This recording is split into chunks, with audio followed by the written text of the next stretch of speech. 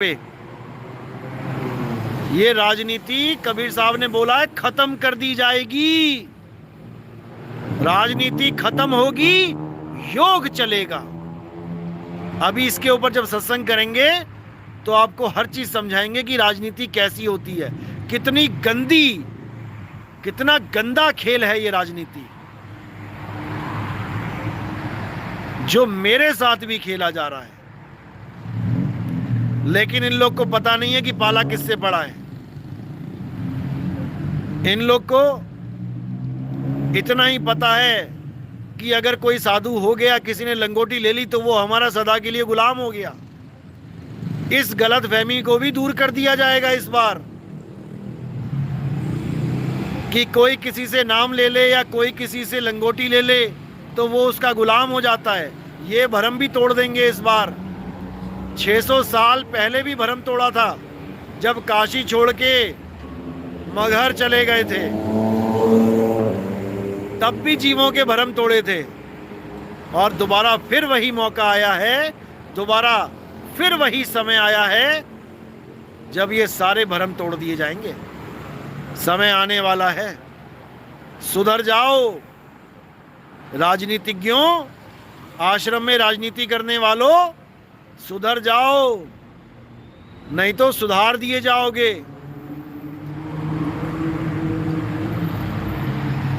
तो बात चल रही थी कि नितिन दास कह रहा था कि आत्मज्ञानी को अपनी शक्ल दिखाने की जरूरत नहीं पड़ती। बिल्कुल सही बोला, और मैं आज भी यही बोलता हूं। जो आत्मज्ञानी है उसको शक्ल दिखाने की जरूरत नहीं है, वो अपनी आवाज सुना के, अपने वचन से ही वो सामने वाले को पलट के रख देता है। लेकिन क्या मजबूरी हो गई जो मुझे शक्ल दिखानी पड़ रही है? अच्छी तरह समझना है, क्योंकि मेरे मन में कभी था ही नहीं कि मैं गुरु बनूं। 2010 से लेके 2020 तक मैंने लंगोटी नहीं ली। मैं पूरे मदन पंथ के सब संतों, महंतों, सब चेलों को ये चैलेंज करता हूं कि जितने भी लंगोटी लेके बैठे हैं आज तक, एक भी ये साबित करके दिखा दे कि उसने 10 साल तक लंगोटी लिए बिना गुरु की सेवा की हो, प्रचार की सेवा की हो, एक महंत का, एक गुरु का, एक साधु का रोल निभाया हो, लेकिन लंगोटी ना ली हो। कोई ऐसा एक भी साधु दिखा दो। अरे 6-6 महीने में ये लोग लंगोटियां लेके नामदान देते फिरते हैं गुरु बनने के लिए। 6 महीने भी नहीं टिकते। अभी हमारे आश्रम में कितनी भगदड़ मची हुई है लंगोटी के लिए, लंगोटी दे दो, लंगोटी दे दो।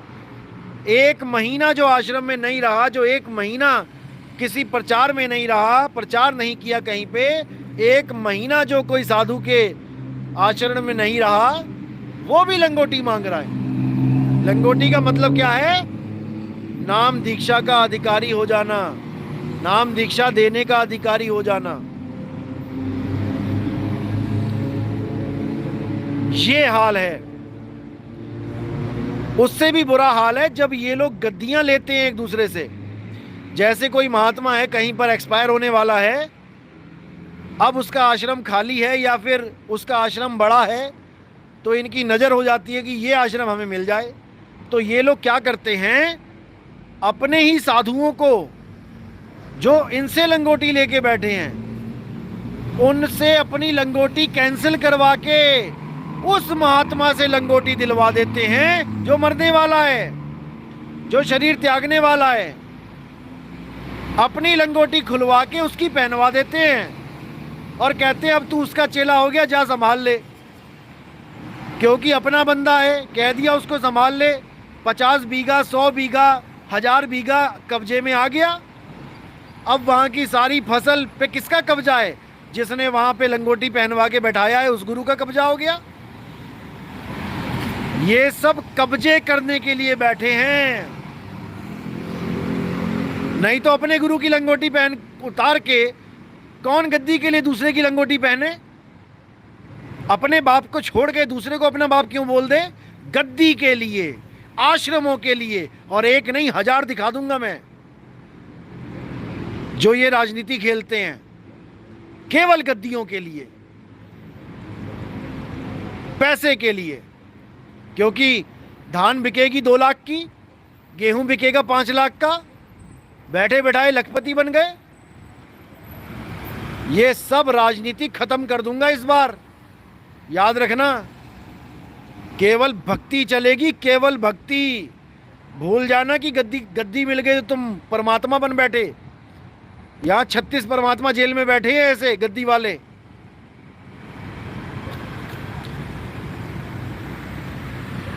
तो बात चल रही थी कि नितिन दास ने शक्ल क्यों दिखाई। भाई मैं सारी उम्र शक्ल नहीं दिखाता।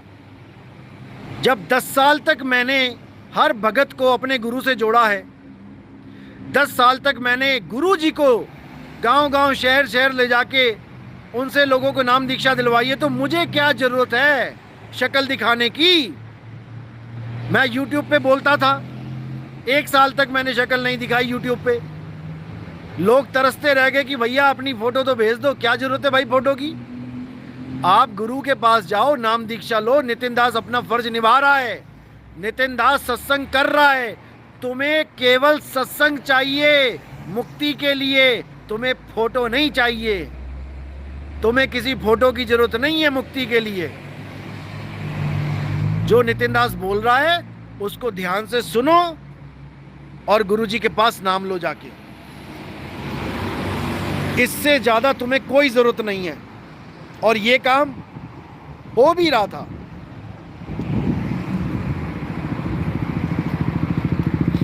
ये काम हो भी रहा था बिल्कुल सही तरीके से, बहुत बढ़िया तरीके से हो रहा था। किसी को कोई प्रॉब्लम नहीं थी। हमारा सत्संग सुनते थे और सत्संग सुन के सीधे आश्रम में जाके नाम दीक्षा लेते थे। क्या दिक्कत है? लेकिन जब तक तो लोग कम थे तब तक तो कोई दिक्कत नहीं थी। लेकिन जब वहां भीड़ बढ़ने लगी, जब वहां भीड़ बढ़ने लगी तब राजनीति चालू हो गई। क्यों? क्योंकि अब लोग आने लगे। अब लोग आने लगे तो दान चंदा बढ़ने लगा। अब सब महात्माओं की नज़र, महात्मा बोलना पड़ रहा उन लोगों को, भंगेड़ियों की नज़र, उन भंगेड़ियों की नज़र पड़ गई पैसे पे कि भाई अब तो नोटों की बारिश होगी। अब दिक्कत ये हो रही थी वहाँ पे कि भंगेड़ियों को मिल रहा था 100 रुपया, 50 रुपया, और नितिन दास को जो अभी साधु हुआ भी नहीं था, लंगोटी ली भी नहीं थी, नितिन दास कहाँ भी गुरुजी को ले जाना चाहते हो ले जाओ। पैसों में कोई कमी नहीं होनी चाहिए, किराए भाड़े में कोई कमी नहीं होनी चाहिए। पूरे विश्व में ये प्रचार होना चाहिए। लोगों की भावना तो ये थी जो मेरी सपोर्ट करते थे, क्योंकि हमारे ही सत्संग सुन के आए हैं, हमारी सपोर्ट करेंगे और किसकी करेंगे? भंगेड़ियों की करेंगे, ताकि 1500 बने उनका और जाके भांग पी लें, गांजा पी लें। जो अपने आश्रम को, जो अपने गुरुद्वारे को नहीं बख्शा, जिन्होंने अपने गुरुद्वारे के अंदर गांजा लेके आते हैं, भांग पीते हैं, तंबाकू लेके आते हैं, वो कब किसी और की भावना को समझेंगे भाई? जिस गुरु ने अपने आश्रम को छोड़ के, बड़ैया के आश्रम को छोड़ के, मैं जवाहरपति साहिब की बात कर रहा हूं, आप जाके हिस्ट्री पता करो, जवाहरपति साहिब क्यों बड़ैया आश्रम छोड़ के आए थे? क्या कमी थी वहां पे? क्यों उस आश्रम को किनारे कर दिया उन्होंने? जो लोग बोलते हैं कि सबसे बड़ा आश्रम बड़ैया आश्रम है, अरे जवाहरपति ने साहिब ने क्यों अलग कर दिया उसको अपने जीवन से? उसको भी गुरुद्रोही बोल दो। क्योंकि ये आश्रमों में राजनीति चलती ही आई है, और जो भी सच्चा संत होगा वो इस राजनीति से अलग हो जाएगा। उसे किसी राजनीति से कोई मतलब नहीं है। वो इस दुनिया में भक्ति करने और करवाने आया है। वो किसी आश्रम का गुलाम नहीं है कि किसी आश्रम का गुलाम है। उसके अपने कंधे इतने मजबूत हैं कि किसी और के कंधों की जरूरत नहीं है उसको। लेकिन इन लोग को नहीं समझ में आता।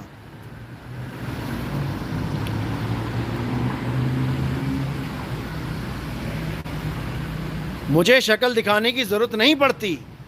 सारी उम्र में सेवा करता, प्रचार सेवा चल रही थी,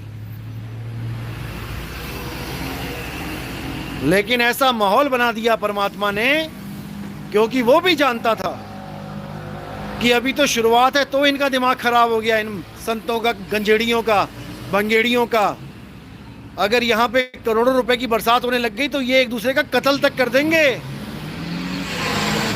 ये जहर तक खिला देंगे एक दूसरे को, मरने मारने पे उतारू हो जाएंगे।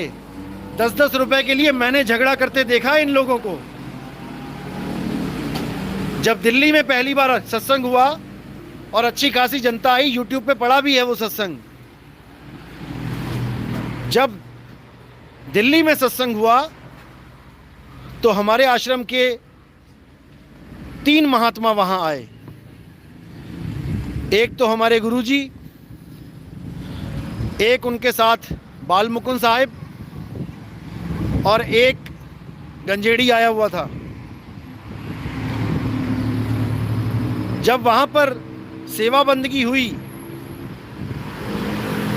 जब वहां पर भक्तों ने अपना योगदान दिया, गुरु के चरणों में भी दिया, बाल मुकुंद साहिब थे साथ में, उनको भी दिया, और मेरी मेहनत पे भी मुझे भी योगदान दिया। गुरु जी को जो योगदान मिला जब वो गिना गया, पैसे की बात कर रहा हूं मैं, क्योंकि हमारे यहाँ साधु महात्मा को जितना भी पैसा दान में मिलता है उसको वो लोग वहीं गिनवा लेते हैं, या किसी भगत के घर जाते हैं तो वहां पे ढेरी लगा देते हैं कि भाई इसको सही से नोट को ठीक करके हमें दे दो। तो जब वो पैसे गिने गए तो गुरुजी को 20,000 रुपए बने चंदा में, दान में, और बाल मुकुंद जी को बने 10,000, और मुझे योगदान मिला 50,000 का। 50,000 पहला सत्संग था दिल्ली में। आप यकीन नहीं करोगे, हमारे 2-3 दिन के बाद आश्रम पहुंचने से पहले पहले मुझे गुरुद्रोही घोषित कर दिया गया कि ये तो गुरुजी से भी ज्यादा पैसे बना के बैठ गया, ये गुरुद्रोही है।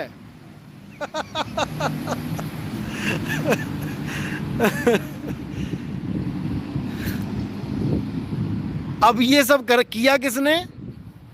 ये उस गंजेड़ी ने किया। क्यों? अगर उसको भी 5-7 हजार बन जाते तो वो शांत रहता।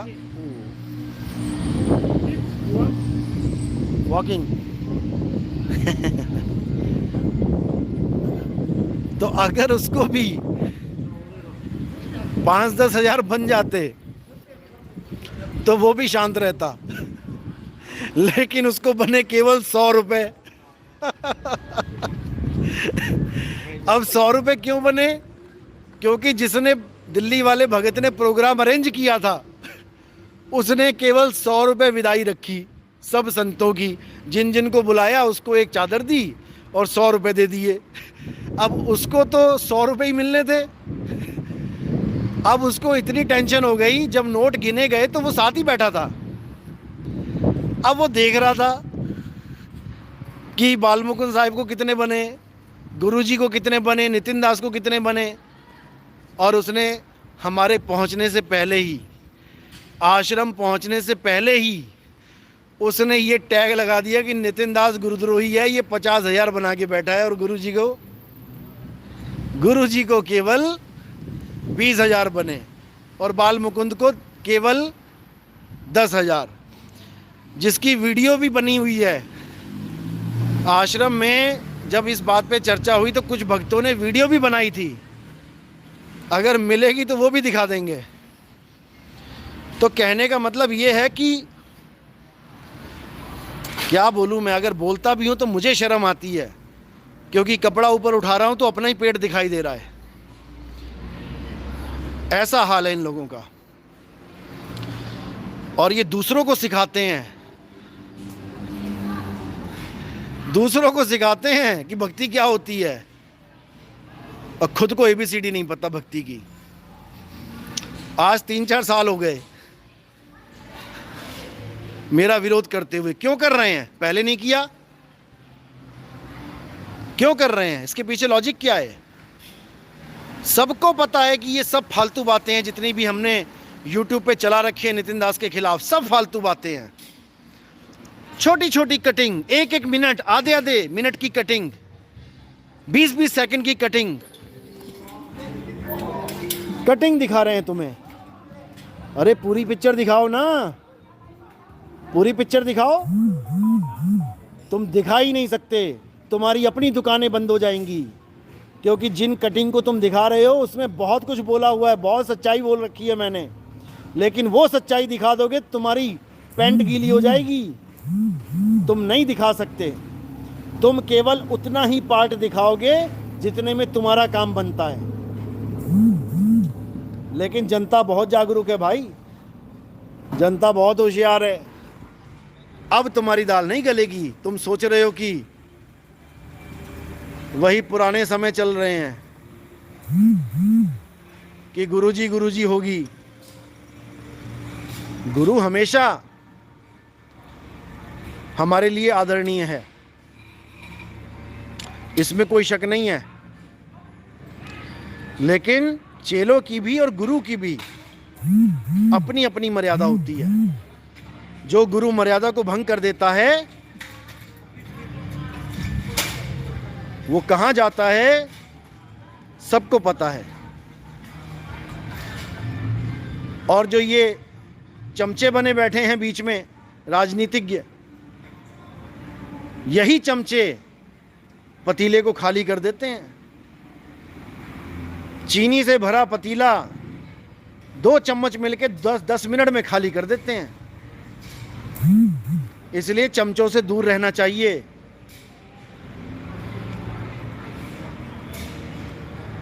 मुद्दे पे आते हैं। मुद्दा ये था कि नितिन दास को शक्ल दिखाने की जरूरत क्यों पड़ी। तो भाई नितिन दास की शक्ल ही ऐसी है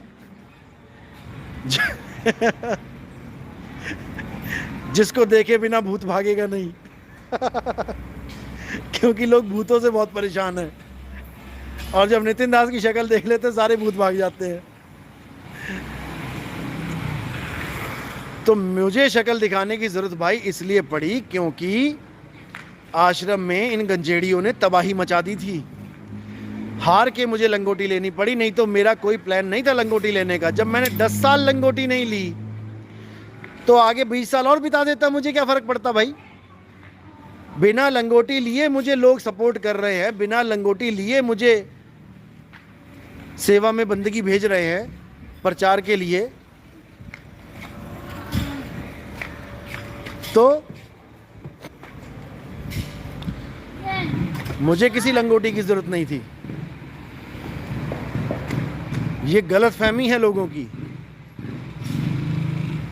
कि नितिन दास लंगोटी के लिए आश्रम में आया था, क्योंकि ये भी बहुत चल रहा है आजकल कि पहले ये राधा स्वामी में था, राधा स्वामी में इसको मौका नहीं मिला गुरु बनने का। अरे भैया, राधा स्वामी में कोई गुरु बनने नहीं जाता।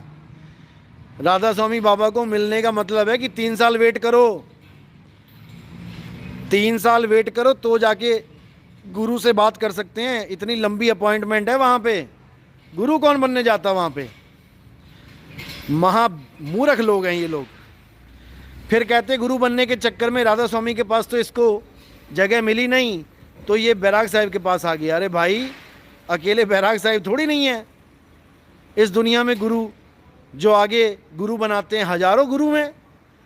किसी के पास चले जाओ जहां गुरु बनना है तुमने, और यहां तो ऐसे गुरु बने बैठे हैं जिनका अपना कोई गुरु नहीं है। केवल गुरु ही बनना हो तो कोई भी यूट्यूब से ज्ञान उठा उठा के प्रचार करना शुरू कर दे। 36 गुरु बन बैठे हैं बिना गुरु वाले, जो खुद नाम दीक्षा दे रहे हैं और उनको अपना गुरु का आता पता नहीं है, अपने बाप का पता नहीं है, दूसरों का बाप बनने चले हैं लोग, अपना डीएनए पता नहीं है कहाँ है। तो ये सब भरमजाल है भाई, निकलो इससे। मुद्दा ये है कि हमने परमात्मा को पाना है, उसके लिए गुरु बनाना है। परमात्मा को पाने के लिए गुरु बनाना है, ना कि गुरु को परमात्मा बोल देना है। फिर परमात्मा को क्या पाना जब गुरु को ही परमात्मा बोल दिया तो? भाई कबीर साहब की वाणियों में गुरु, देही गुरु को नहीं बोला गया है। देही गुरु को तो एक मार्गदर्शक बोला गया है कि देही गुरु तुम्हारा मार्गदर्शन करेगा, इससे ज्यादा कुछ नहीं। लेकिन नहीं समझ में आ रहा, दिक्कत ये है। देही गुरु को बोला गया है कि भाई ये तुम्हारा मार्गदर्शन करेगा, किसको पाने के लिए? शब्द गुरु को पाने के लिए। देही गुरु करने के बाद भी अगर तुम्हें शब्द गुरु नहीं मिला तो भूल जाना कि तुम्हें देही गुरु पार कर देगा। अगर देही गुरु पार कर सकता होता तो अब तक तो सारे गुरु पार कर देते। फिर परमात्मा परमात्मा करने की क्या जरूरत है? कोई जरूरत नहीं थी।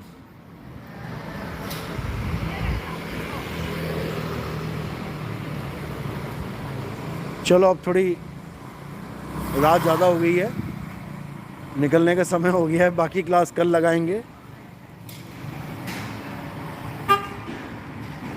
तो इसी के साथ वाणी पे विराम देता हूँ। उम्मीद है पता लग गया होगा कि शक्ल क्यों दिखानी पड़ी है। और उन लोगों को भी ये वीडियो भेज देना जो ये ऑडियो बना के भेजते हैं कि देखो नितिन दास पहले कुछ बोलता था, अब कुछ और बोलता है। ठीक है। सतनाम साहिब बंदगी, जय बंदी छोड़, जय सतनाम साहिब सतनाम।